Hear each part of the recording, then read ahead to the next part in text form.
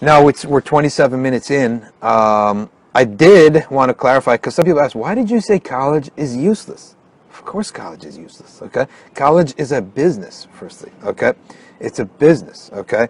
But why am I saying college is useless? Because they're not giving you hands-on experience. I don't know when they're going to get it. I don't think they're going to get it because it's a business, but which is not wrong to be a business, but I don't think it's benefiting the customer. That's the difference, okay? There's a big difference between a business and a business that's not benefiting the customer. So you're not getting hands-on experience. And I feel that people get jobs because of hands-on experience. Okay, so to sort of clarify, right? To clarify for the people who are saying, you know, why is it that I say college is useless? You got to do it. There's some benefits in there, right? There's some benefits in there, but there's no hands-on experience. There's hardly any hands-on experience. I would rather it be take classes in the morning, and in the afternoon go and you know, it's free labor for the corporate world, right? And that's how you really learn, right? When the rubber, I had a friend of mine, he finished NJIT with engineering. The guy can't even put Legos together, right? He finished NJIT engineering. I asked him to put up a curtain one time, and the thing fell after 30 seconds. Fell on my head, okay? So they don't know how to do anything, right? Engineering is not in the textbook. Go live with work with an engineer for 4 hours a day, okay? So that's why I'm telling you, and why do I say this? What does this have to do with deen? I'm not a social activist. I talk about deen, knowledge and deen. That's what I do, okay? What I'm saying is that, okay, what I'm saying is that we don't want you to be poor. I don't want you to suffer. That's why I'm saying this, because the Prophet ﷺ said, poverty can lead to kufr, okay? Poverty can lead to kufr. Prophet ﷺ said this, and I don't want the next generation of my, I view these people as like my younger brothers, right, and sisters. I don't want them to go unemployed. Then you can't marry. Then you're frustrated. Then you commit sins. It's a bad snowball effect. So I want to open your eyes that you realize you need hands-on experience. Even, wallahi, if you had to work in a gas station, you would probably learn more than when you take 12th century Shakespeare class, which you could just get a podcast and read that on Barnes & Noble. You don't need to take those fluffy classes, okay? Wallahi, just get it on some podcast. Get it on Apple University or whatever. But you need practical experience, right? And it really hurts me to see a young man and he's some humanities, politics, and what are you doing? I'm getting a master's. Getting a master's means I couldn't get a job. I'm actually useless. I'm unemployed and unemployable, okay? So I really don't want to see this. And this does have to do with deen. So it's not a matter of knowledge, but it is a matter of basically nasiha. It's my nasiha to the youth, all right, to the shabab. Yeah, discipleship. We don't have disciples. And brother here, Adil Chowdhury, is saying, in the UK, a lot of universities, including a year in industry. Huge. And I would say a year, maybe you need a year and a half. Al-Imran, or A. Imran Khan is saying, so a friend of mine asked, is it okay to try to make a deal with someone to pray in return of whatever they want to deal with? Or to make a deal with someone to pray in return of whatever they want to learn regards dunya skills. I feel it's a bad method to give someone forceful doubt. I need you to clarify, because I don't really understand. You're saying like to pray in return of whatever that you need to send it in again, because I can't really understand. Juwaria, yeah, try telling parents college is useless. No one's saying you don't go to college, right? No one's saying don't go to college, right? You have to go to. You just don't have no choice, right? You got to go to college, right? But you got to also know what you're getting and what you're not getting. That's a big difference, right? Like, obviously, I got kids, they're going to have to go to college, right? But they're also going to have to, I know what they're not going to get in college. They're not going to get actual hands-on experience, so we got to facilitate for them, right? To actually do jobs.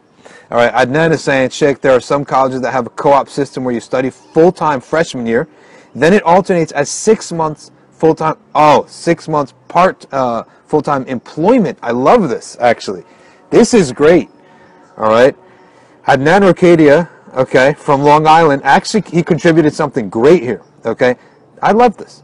You go to full-time freshman year, full-time, then you alternate 6 months full-time study and 6 months full-time employment until you graduate. Drexel.edu, the difference between co-op and how co-op works, really good, Okay, how can one tell parents who are not Muslim about intention to marry despite not being old enough? Currently, I'm 21. They will only accept at age of 27. They're not Muslim. What are you going to tell them? Whatchamacallit?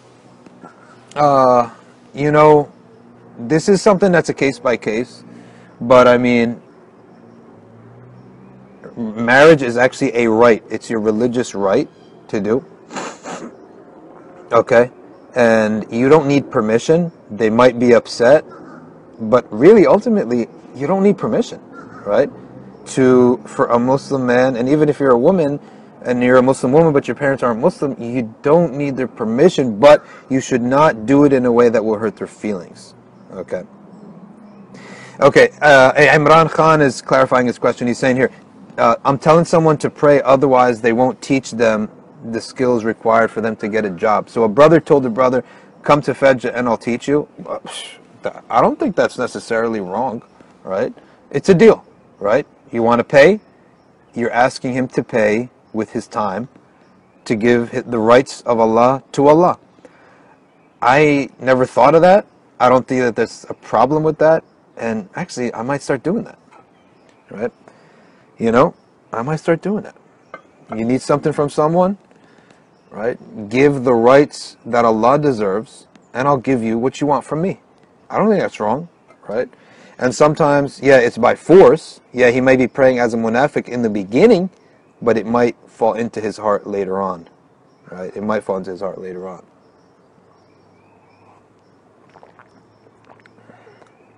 Saad is bringing up an important point here. He's saying you got to pay an arm and a leg for Drexel. Yeah, you got to. The loans is actually a big problem here. Loans is a big problem, but their Muslims are the fiscal engineers, whatever. They're getting around to it, and they're gonna eventually find a way to get the Muslims loans. All right. So if there's nothing else, we're gonna wrap up. All right. What tea is this? This is coffee, bruvs. We got a nice little, got our nice French press here. All right, so you make sure you get a French press. You get fresh coffee. I'm not picky about what coffee. Just make it freshly ground, because we're coming to. Waqar Ali's talking about the coffee that I'm drinking here. We're coming to England soon, May 20th. Anyone from England here? We're coming to England. We're hitting up 27, 28, 29. We're going to be between London and Birmingham of the month of May. Okay, we have another question here. Mujahida Afreen is asking, I did not finish college, but I learned how to invest my money, and my risk is good.